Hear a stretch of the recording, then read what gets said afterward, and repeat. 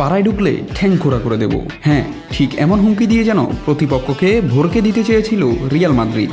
ম্যাচের আগে বার্নাবুর হাইপ, ইনস্টাগ্রামে পোস্ট, প্লেয়ারদের বুক ফুলানো কথা, সব মিলিয়ে মনে হচ্ছিল এ তো খেলা না, যুদ্ধ হতে চলেছে। কিন্তু সব হুমকির উত্তর যে ঠান্ডা মাথায় মাঠে খেলা দিয়ে দেওয়া যায় সেটা বুঝিয়ে দিল আর্সেনাল। ম্যাচের 3 দিন আগেই ভিনি ইনস্টাগ্রামে লিখেন, বুধবার বার্নাবুতে তোমাদের জন্য অপেক্ষা করব। এমবাপ্পে বলেছিল আমরা পারবো, কর্তুয়া বলেছিল ঘুরে দাঁড়ানো আমাদের ডিএনএতে। এছাড়াও বলা হয়েছিল 18 বছরের নিচে এবং 40 বছরের উপরে কাউকে বার্নাবুতে ঢুকতে দেওয়া হবে না ম্যাচ চলাকালীন সময়ে। আর এমন ভাব দেখে মনে পড়তেই বাধ্য নন্টে পন্টের সেই সংলাপ, পাড়ায় আসিস বার্নিশ করে ছেড়ে দেব। তবে সব হুমকি যেন নিমিষে ধুলোয় মিশিয়ে দিল সাকা। গোল করে তিনি ঠোঁটে আঙুল দিয়ে বলল, শান্ত হও।